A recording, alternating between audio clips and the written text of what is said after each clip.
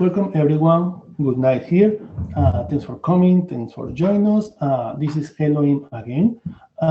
Here with my friend Jaime Gironés. Jaime comes from Mexico or Mexico. Jaime is a super cool, good guy. He has been around for a long time writing for blogs and doing a lot of stuff. But now finally we have some material from him. His new book with Llewellyn Publishing,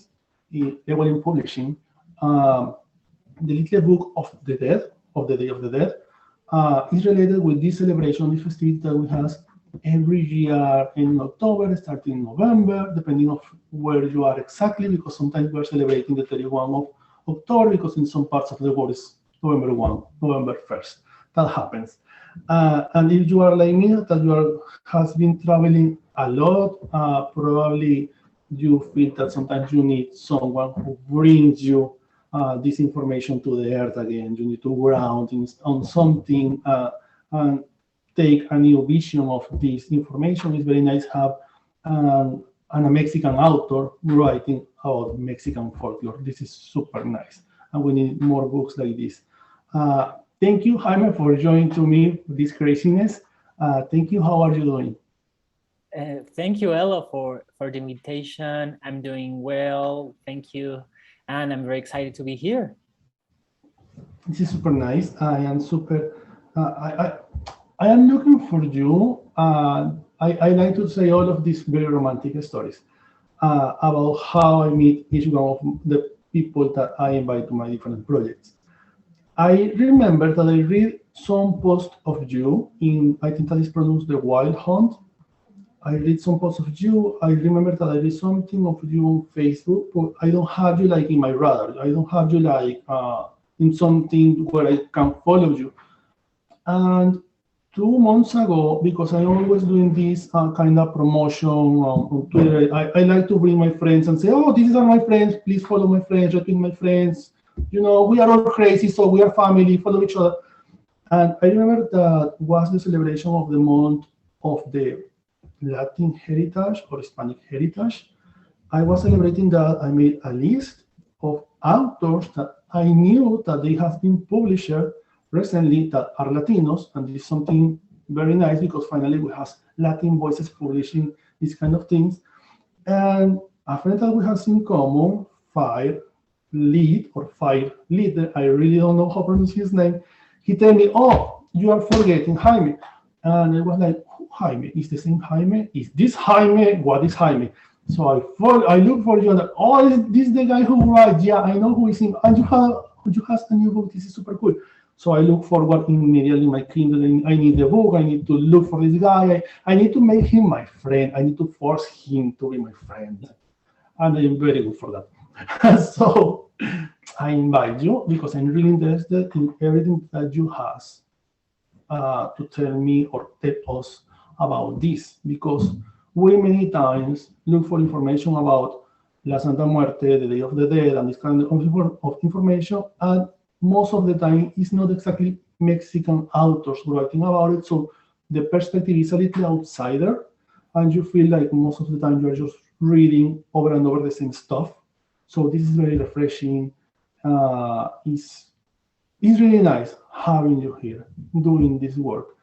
Tell me how I start this project for you. How you sit down and write this? How do I sit down and write? Like the creative process? Your book. How you start this project? How you feel inspired for that? How was the process for you? Oh, okay. And first, a clarification, there's no need to force me to be your friend. I'm happily and voluntarily your friend. But okay, replying to your question, how was the process of my book? So my book is about the Day of the Dead. It's called Llewellyn's Little Book of the Day of the Dead.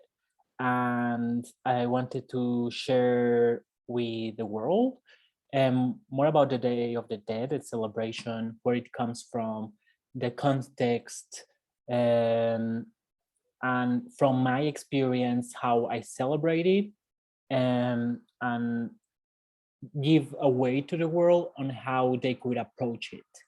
even if they are from Latin heritage or origin or not. Yeah, that's the book. There it is. And so I think that the process was very long. Firstly, my experience mainly comes from my family and how, just as I grew up with a Catholic culture, not very religious, but a Catholic family, and just as we set up like the Christmas tree every year, we would set up together a Day of the Day altar, and it will be like part of it. And even in school, or when walking through Mexico City, the Day of the Dead is part of your world, and just like Christmas. And part of the inspiration, of course, comes from my personal experience with my family, and I wanted to share a little bit of that, and also with our relationship, both from my family and also from a cultural perspective about death. At the same time, I also wanted to, the hard part is that this is a celebration that is very diverse.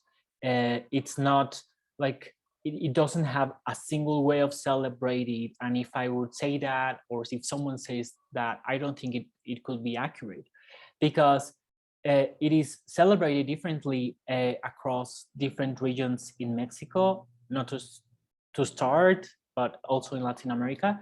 But in Mexico, across different regions and across different indigenous communities and the urban areas, it is celebrated differently. So in my book, I first present a history, a context on why the Day of the Day, why it's celebrated, where it comes from, but also this context that is very diverse. So talking about the process, the important and tricky part of it was, from this diversity, how to tell someone how to celebrate it. And I think that can only come from the experience. In my case, one is as a witch, which I identify as a Wiccan, and also from my personal experience with my family and how I approach the Day of the Dead. At the end, I believe that the Day of the Dead goes beyond specific religious beliefs or spiritual practices. And although it is mainly, our population in Mexico is, the majority is Catholic, so a lot of the way of how we celebrate it has Catholic symbols, and a mix with Catholicism.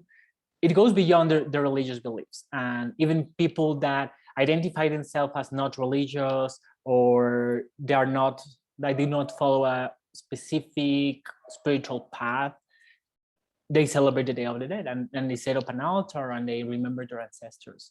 So I think that was like the trick part of my process, and the one that took longer on how to present it, and ending up being from my first, the context, the background, the history, examples on how diverse is it, and then when sharing it, talking from my experience,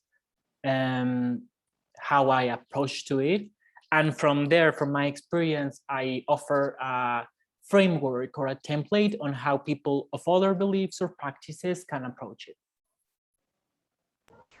Jaime, how, because when we write about a subject, our perspective change a lot. Years ago, I wrote this book about charm bags, and before writing, I had a perspective. When I write it and had the material, I was like, oh, I really know so much about this, but now I'm thinking on, so you start changing, shifting your mindset about it. How, in some way, you can tell me or explain to me that you feel that something about your perception on this changed for you, your relation or perception about all of this tradition?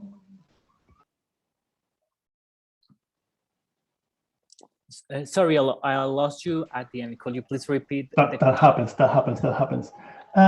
You feel that your perception about this tradition changed in some way during the process of write the book? You feel that now you approach something a different way, now you have a different understanding during the process of the book? I mean, you write a whole book of the material. You literally, you vomit your brain in there. And when you have it in there manifested in the book, you see, oh, I don't noted this before. Or like, for example, most of the time we follow traditions, family traditions, and when we own it, this change. How your perception about this tradition change with the time or with the book? So I think two things changed with my book on my personal way of looking at the Day of the Dead. And I think one was... Yes, sorry, I'm just reanalyzing the question and it's very, very deep. I'm really sorry for that. Oh, no worries. So I'll try to answer it, but let me know if you like, if you were looking for something else. But I think two things changed in my way of looking at the celebration when writing the book. One, the first would be when going deeper on the background on why we celebrate the Day of the Dead and why this time of year.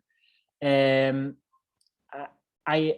ended up on how the indigenous communities in the center and south part of Mexico during this time of year celebrate the harvest of the maize or corn, del maíz. And in this conception, the year is divided into halves, the rainy part of the year and the dry part of the year. So at this time of year, the rainy season is coming to an end, and it's when the harvest happens. So from a time of scarcity, this is a time of abundance because of the harvest, and the harvest is celebrated with and shared with your loved ones, but this includes your dead loved ones, your ancestors, and also expressing your gratitude to your ancestors for their blessing, as the harvest wouldn't be happening without that blessing. And the counterpart of the Day of the Dead around end of April, start of May, would be what is called the Feast of the Crosses, La Fiesta de Santa Cruz. And although it's a Catholic celebration completely, the way it's celebrated has a lot of syncretism with the indigenous beliefs or practices from time ago, where at this time of year they ask blessing to the divine as well, to God, but also to their ancestors for the rainy season to happen and for their sowing to be successful. So this first thing that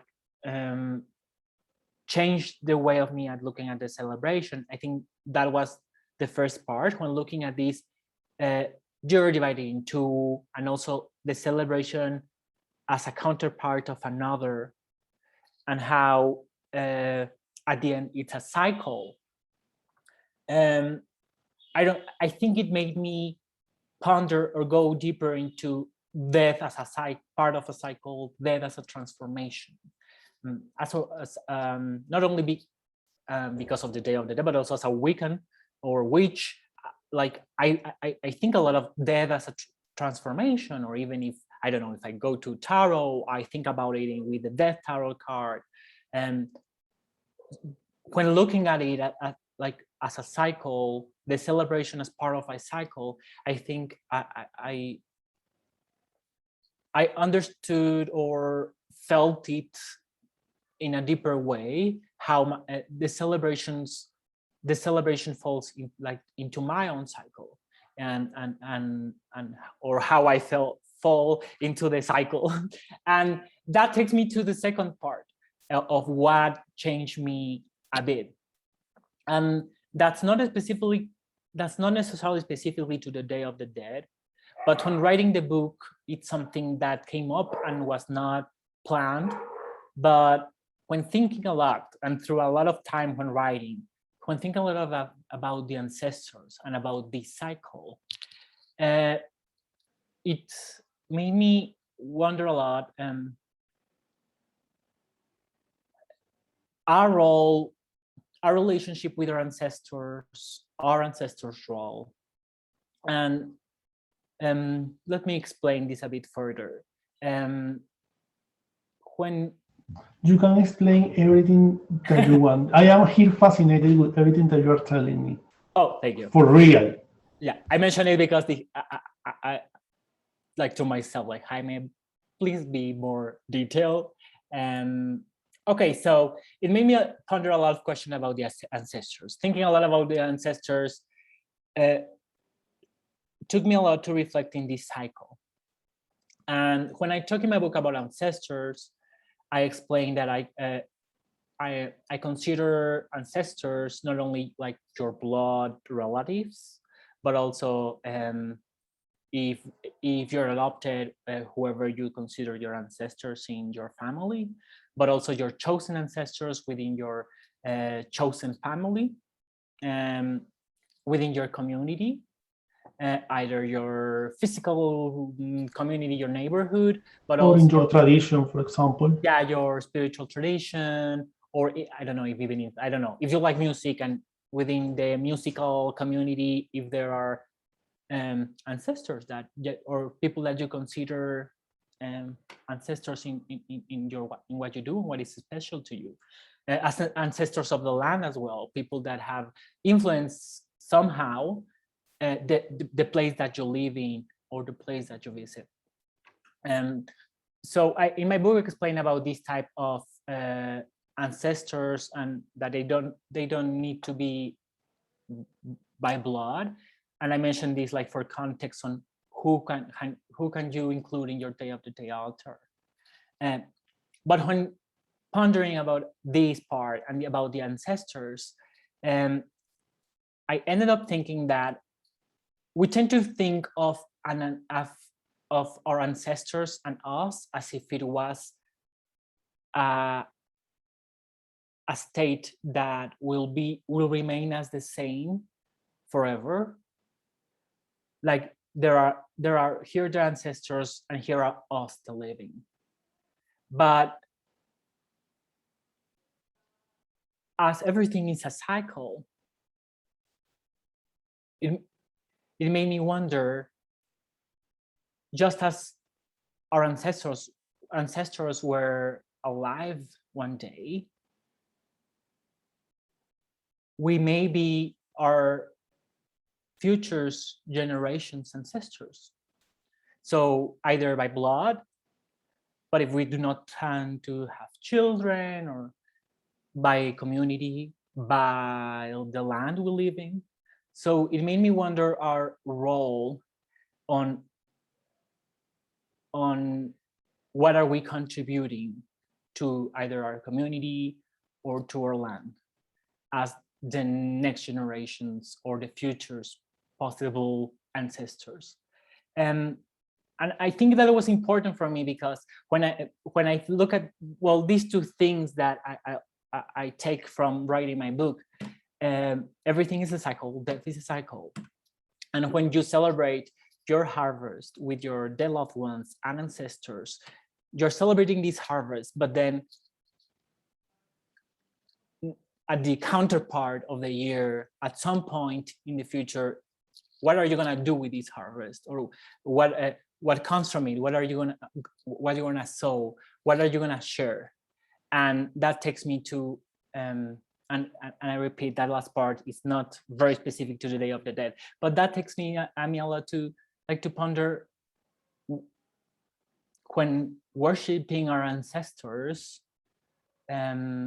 or with India ancestor worshiping, we should also consider, or it takes back to us, or what are we contributing to the world?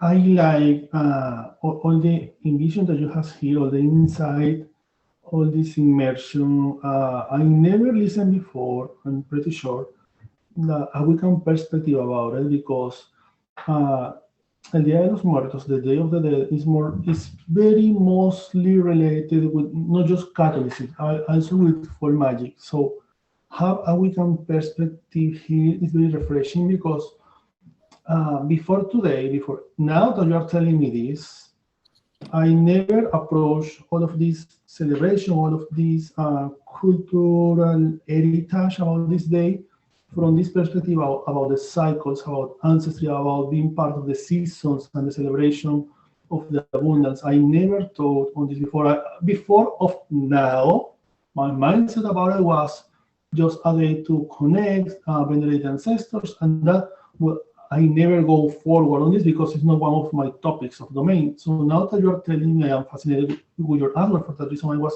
trying to don't interrupt you, because in the moment that you approach all of this about being part of the seasons, the abundance of the elements, being part of the ancestors, you will be the ancestors in any moment in the future.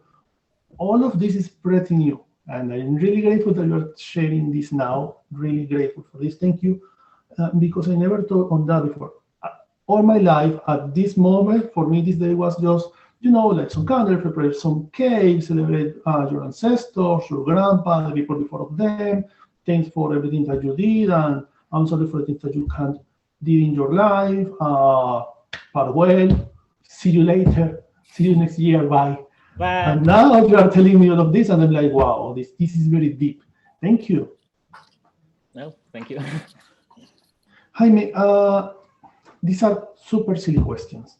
Okay. But someone need to do the silly questions, because people here is too much serious. So, okay. First of all, which is the favorite part of your book? Any chapter, some part that you feel, wow, this is my favorite part, the part that I'm more proud in the book. Okay, so I was mentioning earlier that there are very different ways of celebrating the Day of the Dead. However, the most common, or the one that you find anywhere, is the Day of the Day altar. And that's like the part I expand a lot in my book. And having a Day of the Day altar, it's not like just putting there a table and the items. It's like the whole process, setting it up and putting the actual part of putting the things on your altar. He's like, trying to say, the way how Elohim just mentioned that he did is not that way. It's not that way. It's the other one. You can continue. And even like the part of like putting your items in the altar, it's a ritual by itself. So just I wanted to provide that context on how I expand on this, because like this is like the main activity or the most common that you find anywhere, the Day of the Day altar. And my favorite part is when you're preparing to set up the Day of the Day altar. The part when around this time of year, maybe even maybe from a few weeks ago to this time of year, you start feeling the season, but also pondering when the Day of the Day is approaching, how your Day of the Day altar will be, what items do you need. But like the most special part for me is who you're gonna include, and it's a very I don't know, like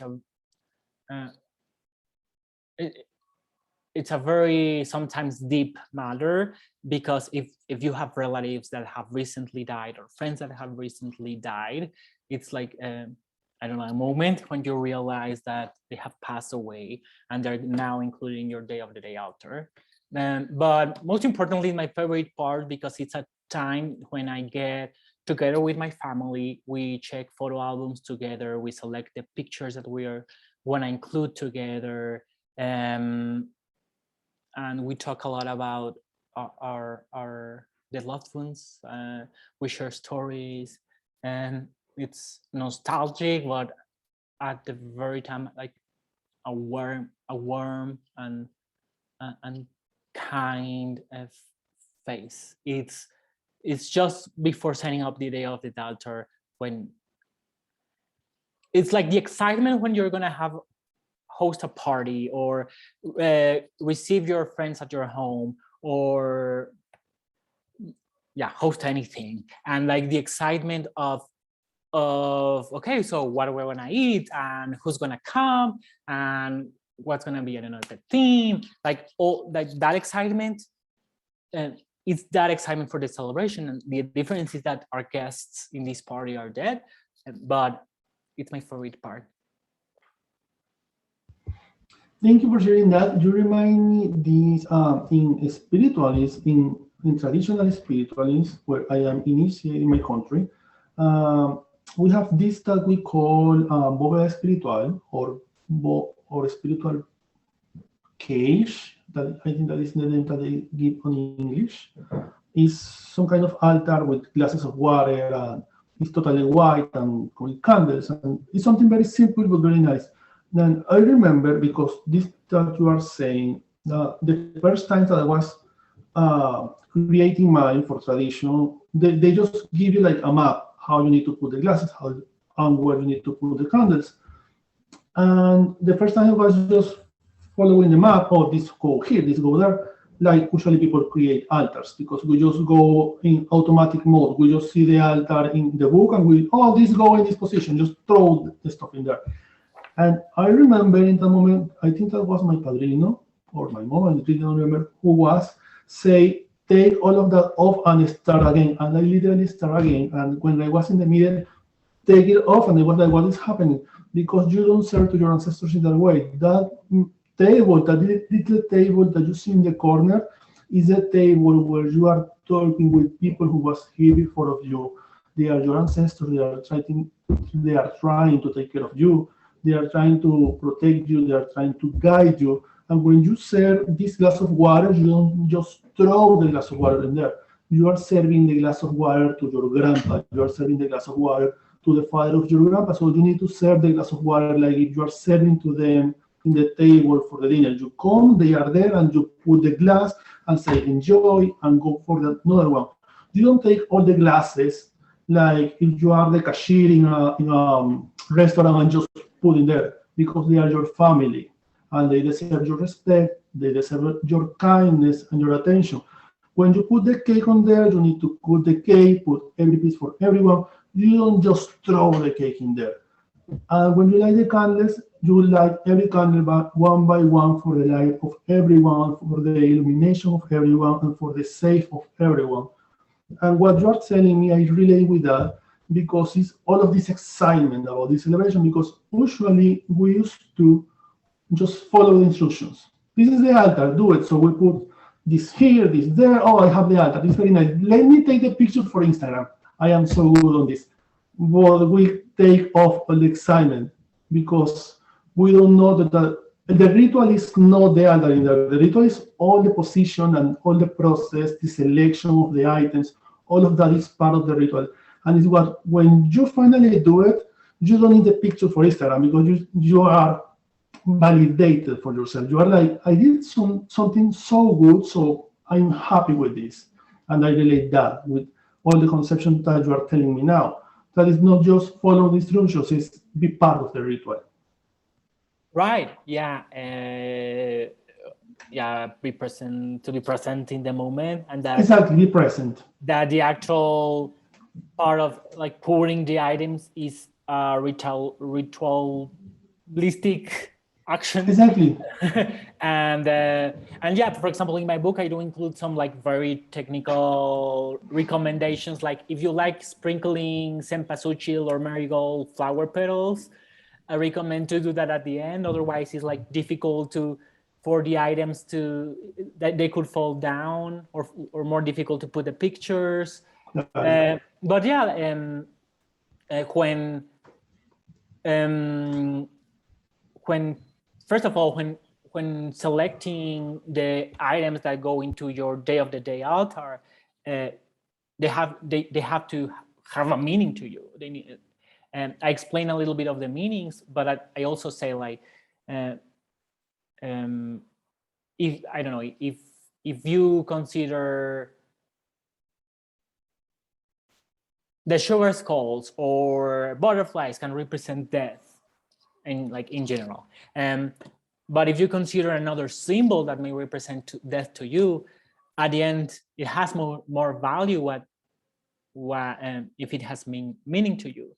So I do mention like the traditional items that go in an altar, and I provide them context on why they go there. But they need to have a meaning to you, and understand the context, and when you are putting anything in an altar, in any altar, they need to have a meaning to you. And yeah, that part of putting the items there at the end is you're putting offerings to the people, and like the pictures and that you're including in your celebration, and you're offering to them, you're giving it to them. And there are general things that you put like water, salt, but there are also specific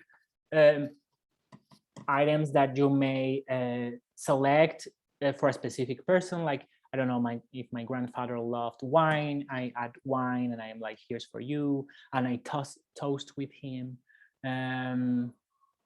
toast for him, or toast to him, and yeah, that's part of it. That's part of the ritual, sharing when you're placing each thing, you're offering to them, and you're thinking also in them and how would they enjoy that feast that you're offering. And I wanted to add a note about that part of the items and having meaning to you.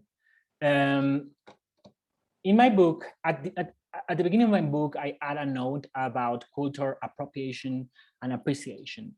I think it was important when talking about Mexican Latin American celebration. Although, of course, between appreciation and appropriation, there's a fine line, and some people may differ where that fine line is. So from my opinion, I explain more on reflect on your intentions, on if you want to approach today a Day of the Dead, or if you want to celebrate it, where that intention comes from. Like you said, if it's only like to posting an Instagram picture, for me, it's like, well, you can post some other pictures. But if, for me, at the end, celebrating your, honoring, celebrating, remembering the loved ones and ancestors is a universal activity. And when sharing about and talking about the Day of the Dead, it's not my intention to everyone celebrate it, but just maybe sharing what I think any person could learn from the Day of the Dead. And so going back a bit to the part when I mentioned the symbols that need to have a value for you, and also related to this appropriation or appreciation part. For example, I mentioned the cempasúchil flowers, or also known as the Mexican Marigold, and how, because of their strong yellow and orange color and their very sweet smell, they're used a lot during the celebration. They represent life, and also because of the sweet smell, they're used to guide your dead loved ones either from their graveyard to your home. I cannot do that because in Mexico City it will be a very long line, but I do that from my home door entrance, main entrance, to my altar. But also some cempasúchil flowers are used because they're abundant at this time of year. They are also harvested at this time of year. So as an example of how symbols need to have a value for you, and to understand the context of the celebration and how I think you could approach the celebration or how you could learn from the celebration. I mentioned that when honoring your dead loved ones or your ancestors, and if you're offering flowers, how you can look for these similar characteristics, something that is abundant at this time of year in your region, something that has a sweet smell, and also think of the color and what that color means to you. I'm taking notes. Sorry for that.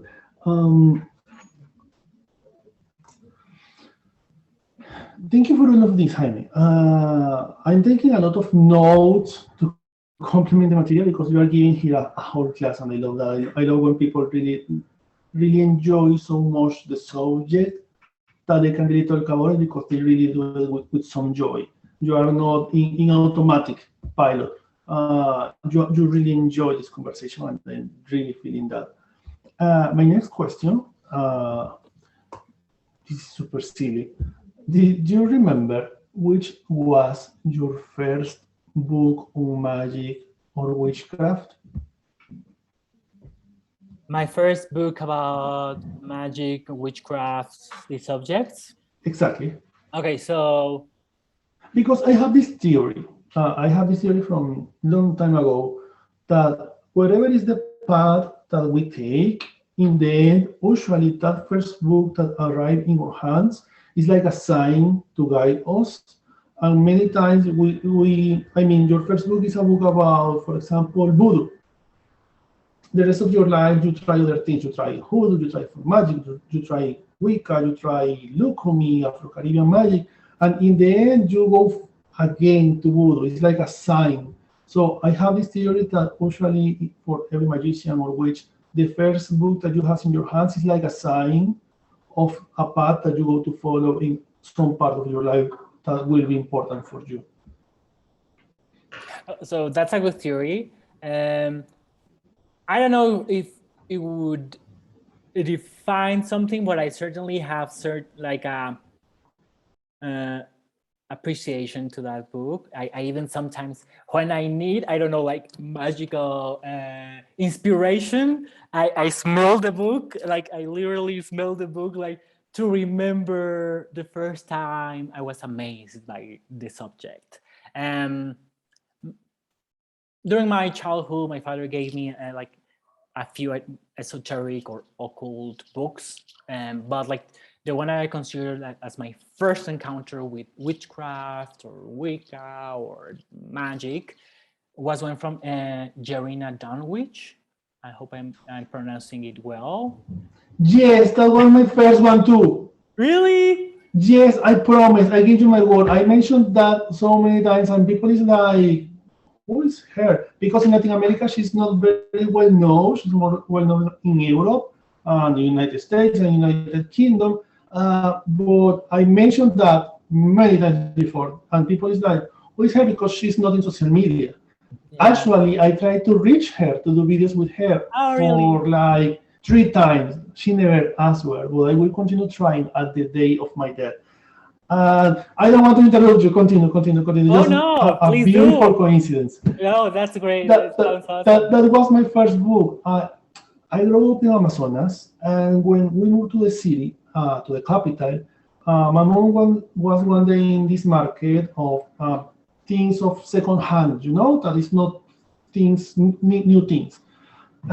It's a esoteric, very small market in there, next to the vegetables and fruit, just in the middle. They have this very small collection of books. Most of the books was things that usually we have in home, because in home everybody practices some kind of witchcraft. But I was interested in those books because for my age in that moment, I find it very dark. I was like, no, I don't want to read that. I am a total coward. And I find this book that was blue with a skull in the cover and some candles and keys and stuff. And it's Magia Blanca, that is white magic in English. And I just find it like so attractive. And I asked my mom, the first time she said no because I don't have money. The second time that we visit the place, the book was in there. They just have one copy, and she said no again. And the third time and the fourth time, they 5 or 6 times I will visit the store because she go to the store every week. They have the book in there. And they literally have just one copy, but nobody buy it because in my country, Afro-Caribbean stuff is like the in, it's like the topic of everyone. Santa Maria, look me, candomblé, nobody's like in Wicca and these kind of things. And every time that I ask, they just tell me we just have one copy. And they has many copies of the other books, but that one they just have one. They're waiting for me. And one day my mom was just like tired of me because I am very persistent. And she bought it for me. And that book was my first close step to the Wiccan path. I had in that moment like 11. And when you start the book, the book is practically 4 chapters. What is magic? What is Wicca? A lot of spells. The end part is about reading dreams. And when you read that chapter, what is magic? All the perspective that she gave me was pretty new for me. And then all the chapter about Wicca was like, wow, I don't know what is this. Is Wicca, but you know that the W in Spanish is WB. So I was 11 at the moment. So I was like, this is Wicca, no Wicca, this is Wicca. I remember that. And my mom was like, what is Wicca? Wicca is this path, blah, blah, because in that moment we don't have internet or radio shows or podcasts, so I can't think for myself how to pronounce that. I had that book for years. I read that book so many times that I can promise to you that I remember every spell of the book in every page because I read it so many times. And when I was in the military school, I take that book with me in the backpack. Many times I give the book for borrow, and it's one of the literally few books that always come back because most of the time I just lost the books. And one time I showed this book to my teacher of Spanish because she was a very holistic, esoteric person. She practiced Tai Chi and yoga and Feng Shui and a lot of stuff. And when I showed the book to her, I was in that moment like 13 or 14. And she told me, oh, this is pronounced Wicca. This is very popular in the United States because she traveled to the United States time ago. So she told me, oh, this is Wicca. This is the people who practice blah, blah, blah, blah, blah. And she gave me a lot of information about that. And after that, when I started like have my own money, I started to buy other books. But she was my first one. After that, I was initiating a lot of things for family. I was initiating Lukumi, I was initiating Candomblé, I was initiating Spiritualism, but I always like Wicca is there. Yeah, initiate me here, but Wicca is there. And that was my first book. Wow. Now I can stop taking your spotlight and you can continue. Sorry for that. No, I prefer it to be a two-side conversation, and I really appreciate it. What a great coincidence. I don't remember the exact name in English of the book. In Spanish, it's Hechicería para Principiantes, and in English, I think it was something like Witchcraft for Beginners or something like that. But it was also from Jarina Dunwich. And I found it in a store at, I don't know, like, how do you call that type of places or locations? But it's like both a restaurant and a little store, and it's a chain, very famous in Mexico. And I had an uncle invited me to have a dinner or lunch or something, and then he was like, oh, look at the books, select anything you want. And there was a like small selection of books, and one of them was that one. And interesting of the coincidence, because there's also a teacher that's related to my story. My first encounter with someone else that was Wiccan or knew about it was an English teacher, and she was Wiccan. So when she saw the book, she was the one who explained the subject for me further. And I don't know, it's nice. The coincidence. Yes, we go to call that a coincidence, but we need to create a fan club for this. Yeah, it's very nice. Usually I mention her to people, but she's most well known for LGBTQ people because she's very about the goddess and about this goddess movement, but without being so radical like other authors. But also she's very well known for women in the Wiccan path, but she's never in social media, so she's not like trying to claim some fame or something. She's just doing books, and actually she continued writing books but she's not in social media. You don't go to find her on Instagram, on Twitter, on MySpace, Tumblr, Snapchat. You don't go to find her in these kind of things or in interviews. She's totally separate of the people, just writing books in her home, doing her stuff, and that's pretty interesting. It's very romantic. It's like the dream of every author. I go to be so famous that I just go to disappear, something like that.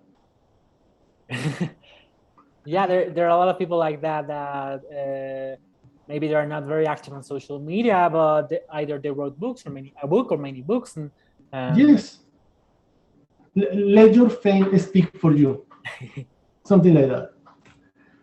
Jaime, you tell me your first book. Did you remember which was your first spell, your first ritual that you did? I don't. I don't remember. I don't know if it's because, I don't know, my pre-teen and teenage years are kind maybe of after the spell you did a spell to forget. Maybe, or I don't know, because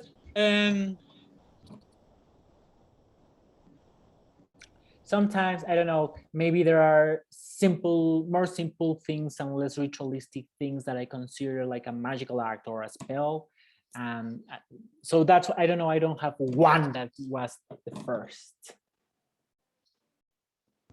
Got it. Your first spell was something so dark that you decide to forget. Got it. We go to keep the secret. Probably. I try to forget. Yes. Last question that I have for you. How was 2020 for you?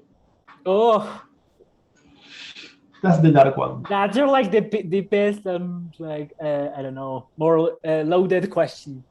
Yeah. So what's crazy? I have a day job, which I also called sometimes a mogul job, and I feel very fortunate that I have it. I've always considered that it gives me structure in life, having like an office and day job. But now with the pandemic, it's something that I came to double confirm. So I felt confident because I know that a lot of people lost their jobs or really struggle or have struggled economically speaking. Including my partner, he lost his job during 2020. And so it was crazy. Replying to your question, it was of course crazy. I think we haven't, and I haven't, fully understood or realized how it has changed our lives and affected us or influenced our lives. It was crazy. The uncertainty, the lockdown. I also feel fortunate that I had a home with my partner where we were able to, I don't know, have a little bit of space. But it still was crazy and difficult to handle.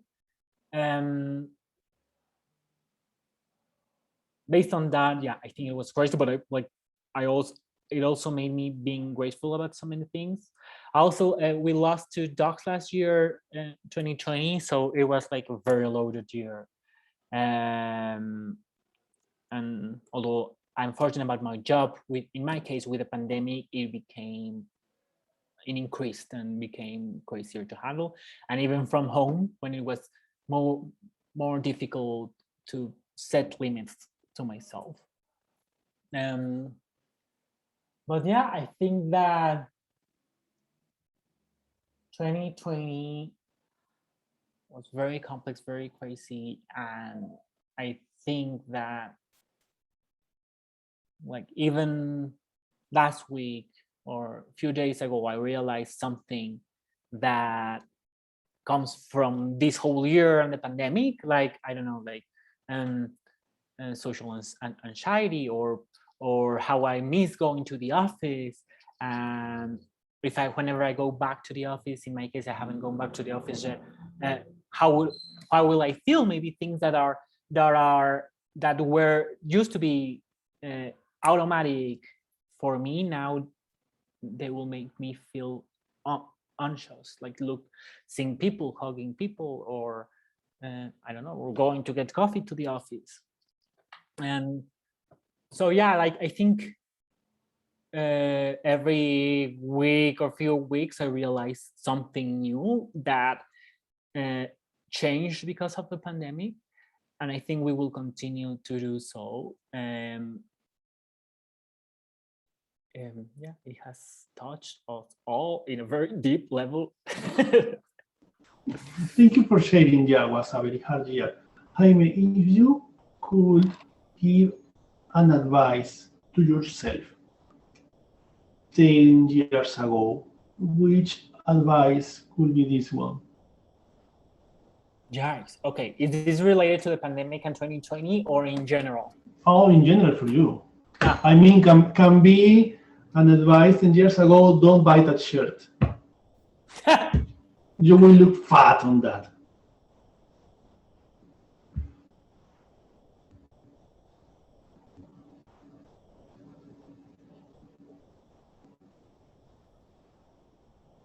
I would say take your mental health more seriously, and that is something that I also recently was forced to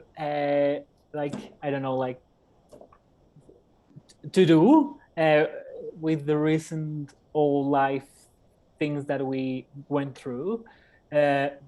So I would tell myself, like, take your mental health seriously. But I would also, when I think, I don't know, I'm 32 years old, and when I think of my 20s, I sometimes struggle thinking that, I don't know, if when they tell me 21, 22, I'm like, that was like 10 years ago, and it's hard for me to picture in my mind how long it has passed. I feel it like yesterday, and it went very fast. So I would say to my younger self to enjoy it more. And also related to maybe to the pandemic, I wondered a lot, like, oh, why I didn't go to parties, and why didn't, I don't know, like, go to dance and celebrate more life and be more, I don't know, social. So I would tell myself to, I think, less about, in my case, it's about, I don't know, what people think, what your I don't know, like, career goals and expectations are, and more like focus more on the present and enjoying the moment and enjoying each moment. I think I sometimes tell myself I wish I could have enjoyed more. I felt it more. When I see back in my 20s or younger self, I see a lot of Jaime worrying and thinking about the past and about the future, and yeah, and I'm like, I wish I would have enjoyed more. It's true. Everyone needs to take that advice. I mean, I think that is the most correct answer because we are not too much present, and when we are trying to be present, we always are forgetting or avoiding something or real life. This 2020 gives us a lot of that.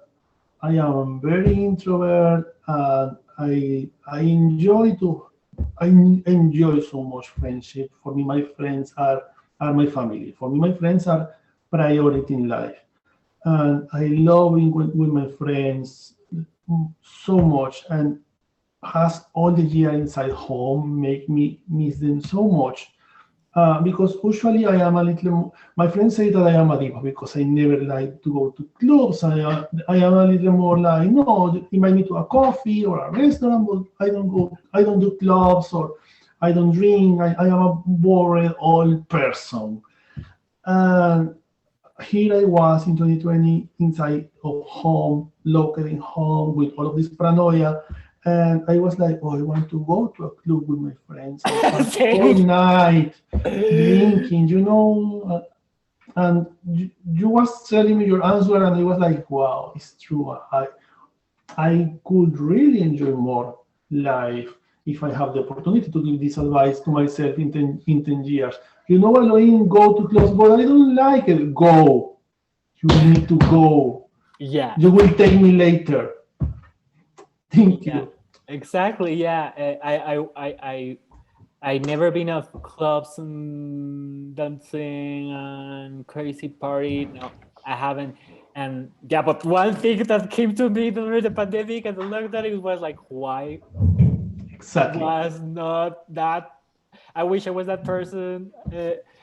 And like, as soon as I feel comfortable in doing so, I will totally go club dancing. Exactly. Jaime, has been so nice have you. It has been, I think that the word is delightful time with you. I'm really enjoying your book. I just start reading it. And if you want to share something else, and please remind us where we can find you on social media for questions and whatever. Sure. I don't think there's something specific to add, except that I also enjoy this time a lot, and it went so fast, and we have to do this again sometime.